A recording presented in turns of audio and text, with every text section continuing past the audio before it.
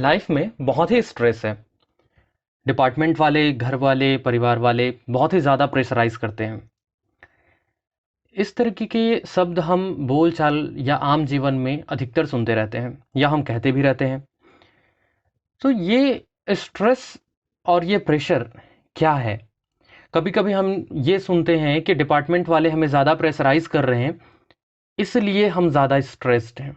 हमने ये भी सुना है कि यार तुम्हारा दिल छोटा है, तुम्हारा दिमाग छोटा है, तुम प्रेशर हैंडल नहीं कर पाते, तुम स्ट्रेस बेयर नहीं कर पाते। तो इन सब चीज़ों का, छोटा दिल, छोटा दिमाग, इन सब चीज़ों से क्या लेना देना है? Welcome to the zero academy. आज हम जानेंगे इसके पीछे के साइंस को, और इसके लिए हमें जानना होगा स्ट्रेस, जिसे हिंदी में कहते हैं प्रतिबल, और दूसरा टर्म प्रेशर, जिसे हिंदी में कहते हैं दाब। ये होता क्या है? फर्स्ट हम देखते हैं कि प्रेशर क्या होगा। प्रेशर जो होता है, आपने पहले ही पढ़ा होगा कि प्रेशर जो होगा या दाब जो होगा वो डिफाइन किया जाता है फोर्स पर यूनिट एरिया से। कहीं पर ज़्यादा प्रेशर, इसका मतलब क्या है कि या तो फोर्स ज़्यादा होगा या तो एरिया छोटा होगा। मतलब प्रेशर जो होता है ये एक्सटर्नल होता है। हमने जैसे कहा कि डिपार्टमेंट की तरफ से हमें ज़्यादा प्रेशर है, घर वालों की तरफ से हमें ज़्यादा प्रेशर है, या देश की तरफ से हमको ज़्यादा प्रेशर है, पॉलिटिशियन ज़्यादा प्रेशर, कुछ भी चीज़ें हों, एक्सटर्नल प्रेशर जो होगा, आपको ये शब्द ध्यान पे रखना होगा कि ये एक्सटर्नल एजेंसी के द्वारा होगा।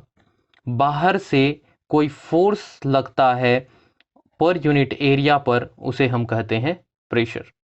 ये क्लियर है? जैसे कि हमने कहा कि प्रेशर ज़्यादा या प्रेशराइज ज़्यादा कर रहे हैं तो स्ट्रेस हो रहा है। तो ये क्या होगा? तो हम देखें, स्ट्रेस जो होता है, इस दोनों बातों से तो ये समझ में आता है कि स्ट्रेस जो होगा वो इंटरनल होता है। ये हमारा एक्सटर्नल था, ये इंटरनल होगा। और जैसा प्रेशर होगा वैसा ही स्ट्रेस होगा। सो बाय डेफिनेशन वाइज हम इसे कह सकते हैं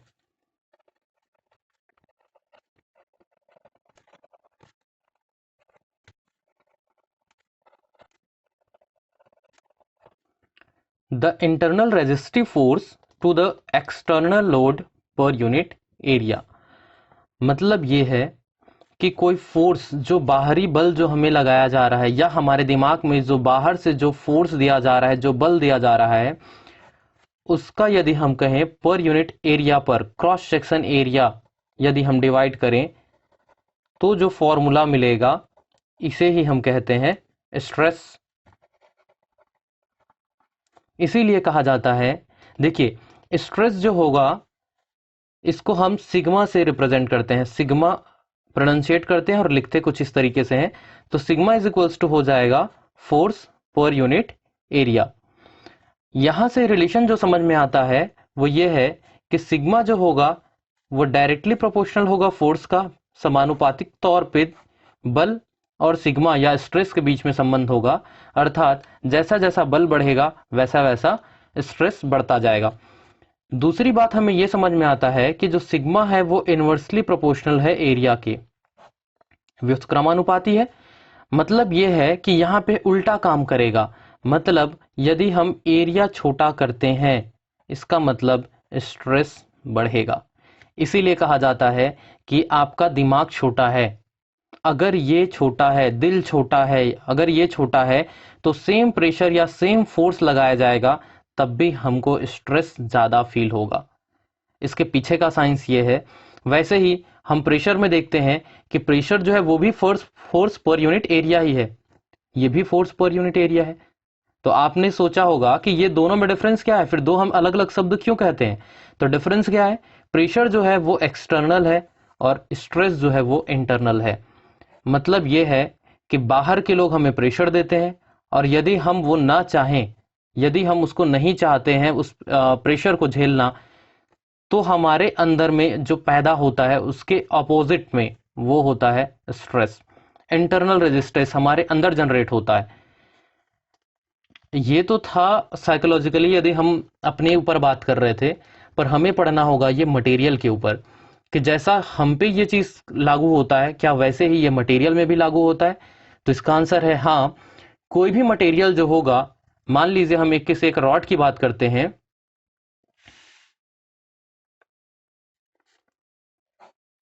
ये कुछ रॉड है हमारे पास इस तरीके से, इस रॉड के सेंटर लाइन, सेंटर से ये जो लाइन जाएगा इसको हम इसका एक्सिस कहेंगे।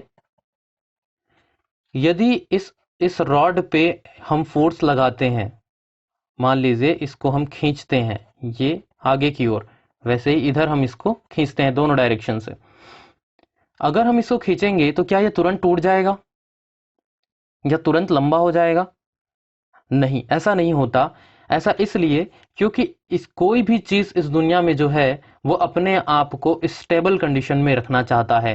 मीन्स जैसा वो जिस स्थिति में है वो उसी स्थिति में रहना चाहता है, न्यूटन के फर्स्ट नियम के तहत।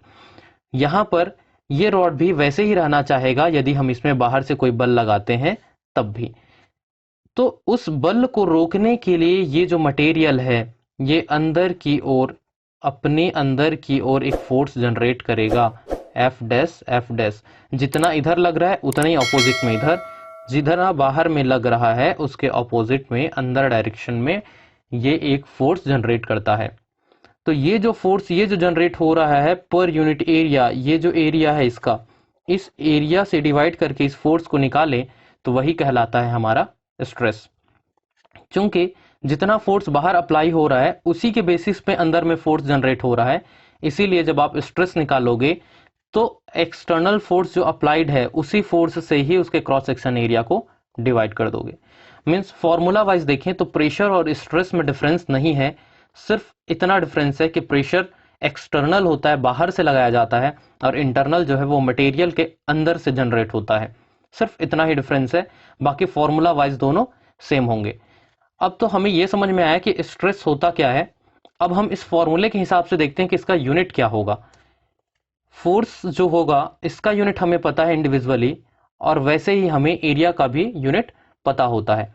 तो हम ये देखेंगे कि यूनिट फोर्स का जो होगा वो होता है न्यूटन और एरिया का होता है मीटर स्क्वायर।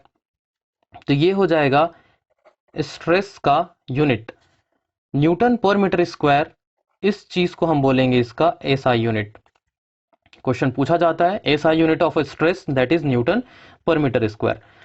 लेकिन हमें यह भी पता है कि फोर्स जो होता है उसको और डिराइव्ड यूनिट के टर्म्स पे यदि हम देखें तो इसको तो हम किलोग्राम फोर्स भी कहते हैं, और वैसे ही मीटर स्क्वायर जो है एरिया का जो यूनिट जो होगा एरिया, ये आप मीटर स्क्वायर ले सकते हो, सेंटीमीटर स्क्वायर ले सकते हो, मिलीमीटर स्क्वायर ले सकते हो, इंच स्क्वायर ले सकते हो। वो डिपेंड करता है कैसा सिचुएशन आपको दिया गया है या कैसा डायमेंशन आपको दिया गया है। स्टैंडर्ड यूनिट की बात करेगा तो मीटर स्क्वायर ही लेंगे, इस बात को आपको रट के रखना है। तो फोर्स जो होगा वो आपको केजीएफ में दे सकता है, तो वैसे ही एरिया का स्क्वायर जो होगा वो इनमें से कोई भी हो सकता है। मीन्स केजीएफ मीटर स्क्वायर हो सकता है, सेंटीमीटर स्क्वायर हो सकता है, और डिराइव्ड यूनिट के अंतर्गत किलोग्राम फोर्स को किलोग्राम ही लिख देगा, तब भी आपको इसको इसका स्ट्रेस का यूनिट कंसिडर करना पड़ेगा। मीन्स किलोग्राम मीटर स्क्वायर या फिर किलोग्राम पर एमएम स्क्वायर, कुछ इस तरीके से इसके यूनिट देखने को आपको क्वेश्चंस पे मिलेंगे। बट स्टैंडर्ड यूनिट जो होगा ऐसा यूनिट न्यूटन पर मीटर स्क्वायर होगा। बहुत सारे लोगों को कंफ्यूजन हो जाता है, केवल केजी लिख देता है। तो हमने इसका रिलेशन हमने पहले ही देखा हुआ है कि 1 kgf जो होता है वो 9.81 न्यूटन के बराबर होता है। ये आप याद रखिएगा, कभी आपको कैलकुलेट करना पड़ा न्यूटन में, यदि आपको चेंज करना पड़ा तो आप इस रिलेशन से चेंज कर लेंगे। बाकी आपको अगर क्वेश्चन केजी में दिया हुआ है तो आप केजी पर एमएम स्क्वायर के हिसाब से ही सॉल्व करेंगे, जब तक कि आंसर आपको न्यूटन में ना पूछा जाए। ये तो था इसका यूनिट की यदि हम बात किए। अब हमने देखा कि स्ट्रेस जो होता है वो तो फोर्स के कारण जनरेट हो रहा है, तो किसी भी रॉड में कितने अलग अलग तरीके से फोर्स जनरेट हो सकता है हम उसको देखते हैं। तो जैसा जैसा उसमें अलग अलग तरीके से हम फोर्स अप्लाई करेंगे किसी रॉड में, उसी के अकॉर्डिंग इसमें डिफरेंट स्ट्रेस जनरेट होंगे और उसका एक अलग अलग नाम दिया जाएगा। तो हम बात करते हैं स्ट्रेस के क्लासिफिकेशंस या फिर टाइप की बात करें तो पहला होगा टेंसाइल स्ट्रेस और दूसरा कंप्रेसिव स्ट्रेस। टेंसाइल को हिंदी में तनाव बोलेंगे, तनाव प्रतिबल, और दूसरा संपीड़न प्रतिबल। टेंसाइल या तनाव कब होगा, ये बात हमें देखना है कि मान लीजिए जो रॉड है कुछ इस तरीके से हमारे पास, या कोई मटेरियल जो है वो इस तरीके से है।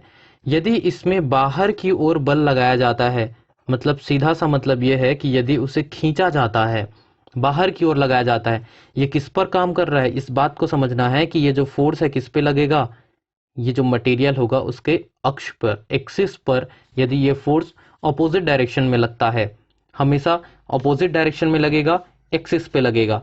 मीन्स इस बात को ध्यान पे रखना है कि फोर्स जो होगा ऑपोजिट होगा और साथ साथ एक्सिस पे लगेगा। तो ये कंडीशन होगा हमारा टेंसाइल स्ट्रेस का। इस केस में टेंसाइल स्ट्रेस जनरेट होगा, और वो बाहर से अगर डायग्राम को देखें तो इस तरीके से होगा, लेकिन अंदर से स्ट्रेस का डायग्राम देखें तो वो किस तरीके से होगा, कुछ ऐसा। मीन्स ये इस तरीके से ऐसा, ये अंदर में स्ट्रेस जनरेट होगा। स्ट्रेस का फॉर्मूला फिक्स है, तो वही चीज हमको यहां से भी मिलेगा। टेंसाइल स्ट्रेस की बात करेंगे तो tensile stress is equals to, यहाँ पे टेंसाइल फोर्स, चूंकि ये बाहर की ओर लग रहा है तो इस फोर्स को हम क्या बोलेंगे, टेंसाइल फोर्स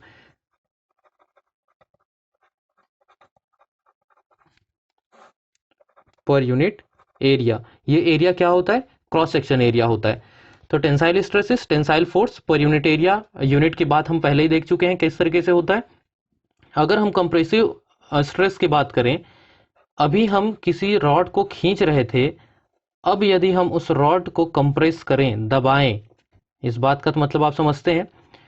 कंडीशन कुछ ऐसा हो, मीन्स टेंसाइल का जस्ट ऑपोजिट होगा, तो उसे हम बोलेंगे कंप्रेसिव स्ट्रेस। कंप्रेसिव का बाहर से डायग्राम कुछ इस तरीके से दिखेगा, लेकिन हम अंदर से बात करें तो ये इसको अपोज करने के लिए, इसको अपोज करने के लिए इस डायरेक्शन में फोर्स लगेगा, और इसको अपोज करने के लिए इस डायरेक्शन में फोर्स लगेगा। तो ये स्ट्रक्चर जो बनेगा वो हो जाएगा कंप्रेसिव का। आपके एग्जाम में क्वेश्चन पूछ दिया जाता है, सिर्फ डायग्राम दिखा देता है और पूछता है कि ये किस टाइप का स्ट्रेस है। जनरली बाहर वाले फोर्स के हिसाब से आपसे पूछा जाता है, अंदर वाले से नहीं। बाहर वाले अगर फोर्स से पूछेगा तो कुछ इस तरीके से दिखेगा, तो आपको देख के समझ में आ जाएगा कि ये कंप्रेस किया जा रहा है तो कंप्रेसिव स्ट्रेस होगा, या इस केस में खींचा जा रहा है मतलब ये टेंसाइल स्ट्रेस होगा। अगर अंदर का फोर्स दिया, अगर अंदर में फोर्स को दिखाया, शो किया, तो आपको ध्यान देना होगा कि अंदर में जब कंप्रेसिव स्ट्रेस लगेगा तो हमेशा ये फोर्स जो होता है ये इसका रेजिस्टिव फोर्स होता है, अपोज करने के लिए होता है, इसलिए इसके उल्टे डायरेक्शन पे लगेगा। यहां पर भी सेम यही क्राइटेरिया होगा, फोर्स के लिए ऑपोजिट होगा और एक्सिस पर ही काम करेगा या एक्सिस पर ही अप्लाइड होगा। इसका फॉर्मूला की बात करें तब भी सेम वही होगा कि यहां पर टेंसाइल फोर्स हो रहा था, तो टेंसाइल के बजाय यहां पे हम फोर्स को लिखेंगे compressive force per unit cross section area. बाकी यूनिट वही सेम होगा।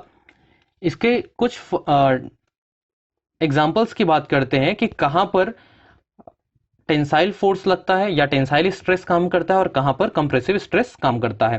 तो एग्जाम्पल कुछ इस तरीके से हैं। टेंसाइल का एग्जाम्पल होगा ब्रेक रॉड, मीन्स वो सारी जगह जहां पे फोर्स जो होगा वो टेंसाइल होगा, खिंचाव वाला होगा। जब आप ब्रेक अप्लाई करते हो तो वहां पर जो उस रॉड में जो फोर्स लगता है वो बाहर की ओर होता है, टेंसाइल होता है, इसलिए यहाँ पे जो स्ट्रेस जनरेट होगा वो होगा ब्रेक रॉड। वैसे ही क्रेन रॉड जो होता है, जब रोप को आप खींचते हैं, रस्सी जब खींचते हैं, वहां का जब केस होगा क्रेन रोप, तो यहाँ पर भी टेंसाइल फोर्स या टेंसाइल स्ट्रेस जनरेट होगा। उसी तरीके से जो आप नट बोल्ट को टाइट करते हो तो वो जो टाइट करने का जो प्रोसेस होता है उस वक्त भी टेंसाइल स्ट्रेस जनरेट होता है। तो ये सब कुछ एग्जांपल है टेंसाइल के। उसी तरीके से यदि हम कंप्रेसिव की बात करें तो इन सब का उल्टा, जैसे कि clutch lining, when clutch is engaged, जब क्लच लगा होता है, जब फंसा होता है, उस वक्त जो क्लच लाइनिंग में जो स्ट्रेस जनरेट होता है वो कंप्रेसिव होगा। उसके साथ साथ जो पुश रॉड होगा ड्यूरिंग वॉल्व ओपनिंग, जब वॉल्व जब खुलता है उस वक्त जो पुश रॉड होता है, जो धक्का देने के लिए जो होता है, वहां पर भी हमारा कंप्रेसिव स्ट्रेस काम करता है। तो ये कुछ एग्जांपल्स थे। आगे हम देखते हैं कि यहां तो हमने दो तरीके से ही फोर्स अप्लाई किया। ये जो बार है या जो रॉड है उसमें हम एक इसको खींचे और दूसरा इसको दबाए। क्या इसके अलावा इसमें और भी तरीके से हम फोर्स लगाया जा सकते हैं? अगर फोर्स लग सकता है तो वो किस तरीके से होगा और क्या उसका कुछ नाम है, आगे देखते हैं। मान लीजिए दो रॉड कुछ इस तरीके से एक दूसरे के साथ ज्वाइंट है। ये जो ज्वाइंट जो होगा ये कनेक्टेड होता है या तो फिर रिवेट से या तो फिर पिन से। हमने दो को इस तरीके से ज्वाइन कर लिया। अब हम यदि इसकी एक्सिस की बात करें तो ये होगा और नीचे वाले का एक्सिस नीचे में होगा।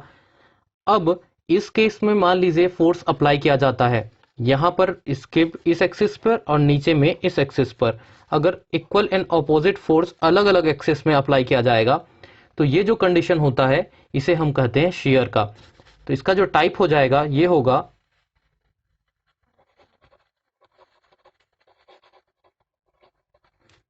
शियर स्ट्रेस, जिसे हिंदी में हम कहते हैं कर्तन बल या फिर कर्तन प्रतिबल। ये है इसका तीसरा टाइप शियर स्ट्रेस। ये आपको समझ में आ रहा होगा कि यहाँ पे हम किस तरीके से इसमें फोर्स लगा रहे हैं, हम टेंजेंशियली इसमें पुल कर रहे हैं, इसको हम बोलते हैं टेंजेंशियल पुल, क्योंकि हम एक ही अक्ष पे नहीं लगा रहे हैं। ये इसके लिए ये एक अक्ष है और ये दूसरा अक्ष है, हम दोनों अलग अलग एक्सिस में फोर्स लगा रहे हैं। फोर्स इक्वल होगा लेकिन एक्सिस डिफरेंट होगा, तो उस केस में शियर स्ट्रेस जनरेट होता है। शियर स्ट्रेस को टाउ से रिप्रेजेंट किया जाता है, कुछ इस तरीके से लिखते हैं, प्रोनाउंसिएट करते हैं इसको टाउ। फॉर्मूला इसका भी यही होगा, टाउ इज इक्वल्स टू, चूंकि स्ट्रेस है तो फोर्स पर यूनिट एरिया ही होगा, तो शियर स्ट्रेस के केस में शियर फोर्स की बात करेंगे हम, तो ये हो जाएगा shear force per unit area. तो कुछ इस तरीके से हम निकालेंगे शियर स्ट्रेस। सेम इसके अलावा अभी हमने देखा कि एक्सिस डिफरेंट थे, अब एक और तरीका होता है फोर्स लगाने का कि यदि कोई रॉड है हमारे पास कुछ इस तरीके से, और इस रॉड पे यदि एक में हम क्लॉकवाइज फोर्स लगाते हैं कुछ इस तरीके से और दूसरा उसका उल्टा यदि हम फोर्स लगाते हैं, वो भी इक्वल एंड ऑपोजिट, फोर्स हमेशा आपका इक्वल एंड ऑपोजिट होगा सारे केसेस में। ये जो तरीका होगा, एक ही रॉड में हम क्लॉकवाइज एंड एंटी क्लॉकवाइज उसमें यदि हम फोर्स लगाते हैं तो इसको हम बोलते हैं टॉर्सनल स्ट्रेस, जिसे आप हिंदी में कहते हैं मरोड़ना। आपने बचपन में एक दूसरे का हाथ तो मरोड़ा ही होगा, तो किस तरीके से वहां पे काम करता है, या जब आप कपड़ा निचोड़ते हैं तो उसको मरोड़ना कहते हैं। किस तरीके से मरोड़ते हैं, आप एक चीज को पकड़ लेते हो और उसमें एक तरफ अपोजिट डायरेक्शन और इस तरफ पे उसके अपोजिट डायरेक्शन में फोर्स लगाकर उसको घुमाते हो। ये अगर इस तरीके से कहीं पर फोर्स लगता है तो वहां पर स्ट्रेस जो जनरेट होगा उसे हम कहते हैं टॉर्सनल स्ट्रेस। कुछ इसके एग्जांपल्स देखते हैं। जब शियर स्ट्रेस के एग्जांपल की बात करेंगे, मैंने आपको बताया था कि यहाँ पर चूंकि ये दोनों रॉड किसी पिन या फिर रिवेट जॉइंट से कनेक्टेड होते हैं, तो जब भी कभी रिवेट या पिन की बात करेगा तो वहां पे शियर स्ट्रेस जनरेट होगा, क्योंकि यहाँ पर जो खिंचाव, ये जो दोनों खिंचाव जो होगा वो किस पे, उसका असर किस पर पड़ेगा, इस पिन पे पड़ेगा। इसीलिए यहाँ पर जिस तरीके से इन दोनों का ज्वाइंट जो होगा रिवेट या बाय पिन, तो इन्हीं दोनों में ही शियर स्ट्रेस जनरेट होगा। इसके अलावा हम टॉर्सनल स्ट्रेस की बात करें तो जितने भी शाफ्ट वाली जो चीजें होंगी, कहीं पर भी जो आप शाफ्ट देखते हो उस शाफ्ट में हमेशा टॉर्सनल स्ट्रेस जनरेट होता है। फॉर एग्जांपल हम बात करें तो क्रैंक शाफ्ट, प्रोपेलर शाफ्ट या फिर आर्मेचर शाफ्ट। वैसे ही एक्सल की बात करें तो जो रियर एक्सल, इन सब जो चीजें हैं यहाँ पर हमेशा टॉर्सनल स्ट्रेस जनरेट होता है। उसी तरीके से एक और एग्जाम्पल होता है आप लोग का गियर बॉक्स शाफ्ट। जो गियर बॉक्स जो होता है उसमें आपका शियर स्ट्रेस भी काम करता है और उसमें टॉर्सनल स्ट्रेस भी जनरेट होता है।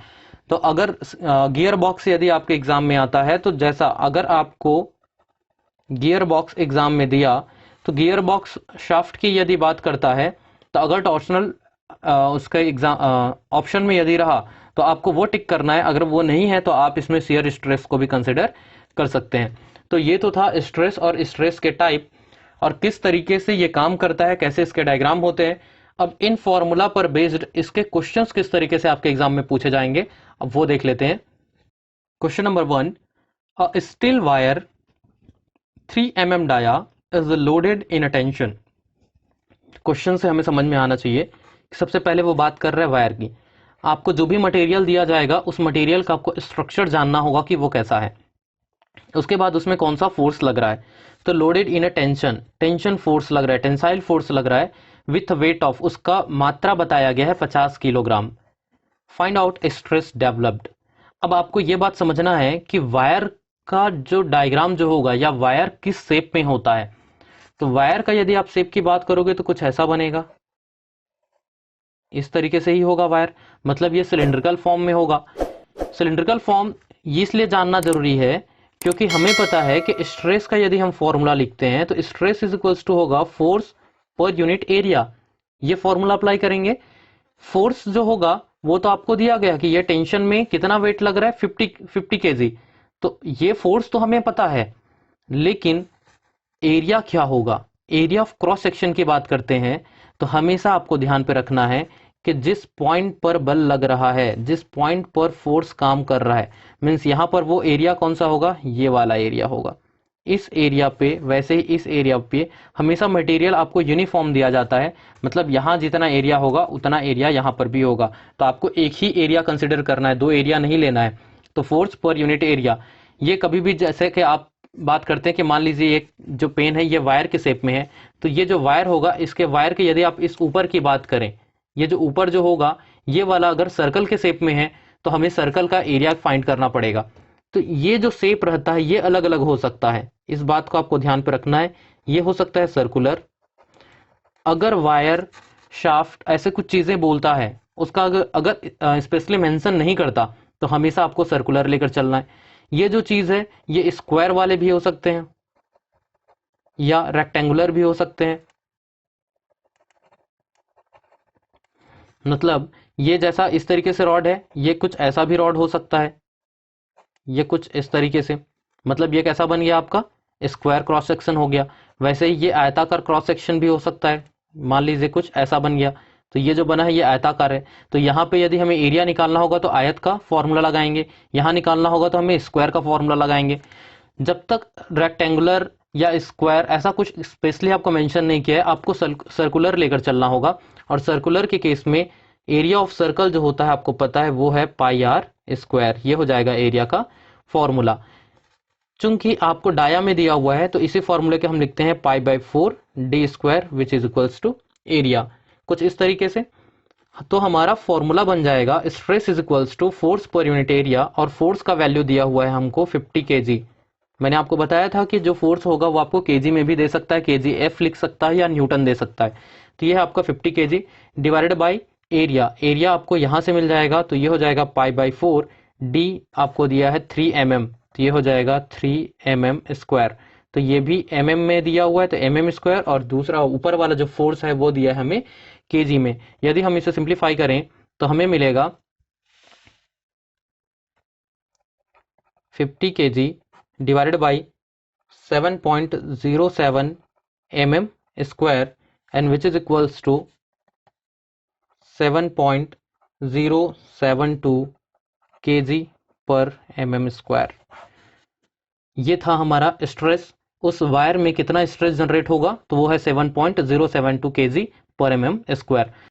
Find the force required to punch a hole of 10 mm dia in a 1 mm thick plate if the allowable shear stress is 50 newton per mm square. Question में फोर्स रिक्वायर्ड पूछा है, force पूछ रहा है, यहाँ पे स्ट्रेस नहीं पूछा, बल के बारे में पूछ रहा है। To punch a hole of 10 mm dia in a 1 mm thick plate, सबसे पहले तो आपको समझना होगा कि ये एक प्लेट की बात कर रहा है, और ये जो प्लेट है इस प्लेट का थिकनेस भी है, ये कुछ इस तरीके से होगा, सपोज दैट ये ऐसा एक प्लेट की बात कर रहा है, इसमें 10 mm डाया, मान लो ये है इसका डाया 10 mm, तो इस तरीके से इसमें एक होल उसको बनाना है, पंच करना है। तो जो होल जो बनेगा वो क्या होगा, ये जो प्लेट होगा इसके केवल ये ऊपर सतह बस में तो नहीं होगा, वो कहां तक जाएगा, पूरा नीचे तक, ये पूरा कुछ इस तरीके से नीचे तक जाएगा। तो ये जो होल बन रहा है, ये जो होल बनेगा, इसको करने में कितना फोर्स रिक्वायर्ड होगा, यदि शियर स्ट्रेस जो है यहाँ पे कितना होगा 50 newton per mm square. Questions में हमें पता है कि शियर स्ट्रेस का यदि हम फॉर्मूला लगाएं तो shear stress is equals to force per unit area होगा। दिस इंप्लाइज दैट यदि आपको फोर्स निकालना है तो ये तो टाउ इंटू ए हो जाएगा, इसमें तो कोई दिक्कत नहीं है, मतलब shear stress into area. Shear stress हमें दिया हुआ है जो कि है 50 न्यूटन पर mm स्क्वायर, ये तो है हमारा स्ट्रेस, इंटू हमें चाहिए एरिया अगर ये हमें पता चलता है तो हम वो फोर्स निकाल लेंगे। क्वेश्चन में कभी कभी इसकी जगह प्रेशर वर्ड भी यूज करता है कि प्रेशर रिक्वायर्ड, तब भी आपको फोर्स ही निकालना है कि बाहर से जो प्रेशर मिल रहा है बोलो या बाहर से जो फोर्स मिल रहा है वो बोलो, तो आपको एफ ही कैलकुलेट करना होता है। यहां पे अब बात करें इस एरिया का क्या होगा, चूंकि ये सर्कुलर है, डाया दिया है मतलब सर्कुलर है, तो हम सिंपली इस केस में नॉर्मल क्या सोचेंगे कि हम यहां पे लगा देते हैं पाई आर स्क्वायर। आर का वैल्यू हमें दिया हुआ है, ये 10 mm डाया है तो हमको आर मिल जाएगा। ये गलत होगा, हमें ऐसा नहीं करना है, क्योंकि हमें पूरा एक होल पंच करना है, केवल इस सतह बस को कट नहीं करना। हमें तो एक इसका थिकनेस दिया हुआ है, थिकनेस इसका t इज इक्वल्स टू हमें दिया हुआ है 1 mm। इस थिकनेस को पूरा काटते चलना है। फॉर एग्जाम्पल आप देखिए, मान लीजिए कुछ इस तरीके का एक शेप होगा, मान लीजिए हम ऐसा गोल उसको कट करते हैं। जब ये गोल कट करेंगे तो हमें केवल इस ऊपर बस को कट नहीं करना, हमें तो पूरा अंदर जाते तक कट करना है। तो जब हम अंदर जाते तक कट करेंगे तब की केस में हमें एरिया जो मिलेगा, मेहनत पूरे हम इस एरिया में कर रहे हैं, इस वाले एरिया पे, तो एरिया हमें इस टोटल का निकालना होगा, न कि केवल ऊपर बस का। तो इस टोटल का, ये जो अंदर में जितना भाग कटा हुआ है, इस भाग का क्षेत्रफल हम कैसे निकालेंगे, इसके लिए क्या फॉर्मूला बनाए कि ये जो ऊपर का जो लंबाई है, लंबाई गुड़ी चौड़ाई निकालते हैं, तो ये है हमारा लंबाई बाहरी वाला। ये जो बाहर का जो लंबाई है ये क्या है, पेरीमीटर ऑफ सर्कल है, मतलब 2 पाई आर। तो हम 2 पाई आर ये ऊपर वाला ले ले और उसमें इसकी थिकनेस, ये है उसकी चौड़ाई, मतलब ऊपर हो गया लंबाई और ये अंदर हो गया इसका चौड़ाई। चौड़ाई क्या है इसका, थिकनेस। तो यदि हम 2 पाई आर इंटू टी कर दें तो ये निकल जाएगा हमारा रिक्वायर्ड एरिया। इस क्वेश्चन में जो इंपॉर्टेंट था वो था इसका एरिया कैलकुलेट करना। तो हम 2 पाई आर इंटू टी करेंगे और ये है 2 पाई आर का वैल्यू हो जाएगा 5 mm और टी दिया हुआ है हमारा 1 mm। This implies that F is equals to, हमें जो भी वैल्यू मिला है 50 न्यूटन पर mm स्क्वायर ये है, और क्षेत्रफल इसका है 2 इंटू 22/7, रेडियस इसका 5 mm और इंटू 1 mm, तो ये हो जाएगा स्क्वायर में कुछ इस तरीके से। और ये हम यदि सिंप्लीफाई करते हैं तो सिंप्लीफाई करके हमें मिलता है 1571.5। ये mm स्क्वायर और ये mm स्क्वायर दोनों कैंसिल हो जाएंगे, कैंसिल होने से हमको मिलेगा केवल न्यूटन में आंसर। तो फोर्स जो है, जो रिक्वायर्ड फोर्स है, जितना हमें फोर्स चाहिए एक होल पंच करने में, वो हो जाएगा हमारा 1571.5 न्यूटन। आपको ये समझ में आ रहा होगा। क्वेश्चन है, a square rod of 10 mm side is tested for a tensile load of 1016 kg, calculate the tensile stress। Simple सा क्वेश्चन है, क्वेश्चन बोल रहा है टेंसाइल लोड है, लोड की वैल्यू आपको दिया है, मीन्स आपको एफ का वैल्यू दिया है 1016। टेंसाइल स्ट्रेस हमको कैलकुलेट करना है, स्ट्रेस कैलकुलेट करना है, और आपको रॉड की बात कर रहा है, वो भी कैसा रॉड है, स्क्वायर रॉड। हमने अभी कुछ देर पहले ही चर्चा किया था, स्क्वायर रॉड कुछ इस तरीके से रॉड बनेगा। तो इस रॉड का एक साइड जो होगा वो 10 mm आपको दिया हुआ है। चूंकि एक साइड दिया हुआ है, आप इसका एरिया निकाल लेंगे, फोर्स आपको दिया है, स्ट्रेस का फॉर्मूला आप जानते हैं, इस तरीके से आप इसका स्ट्रेस कैलकुलेट कीजिए और जो आंसर आएगा वो आप हमें कमेंट बॉक्स में ज़रूर बताइएगा। ये है आपका होमवर्क का क्वेश्चंस। सो उम्मीद है आपको स्ट्रेस समझ में आया होगा, उससे रिलेटेड क्वेश्चंस न्यूमेरिकल समझ में आए होंगे आपको। सो अभी के लिए बस इतना ही। Stay safe, keep learning and thank you.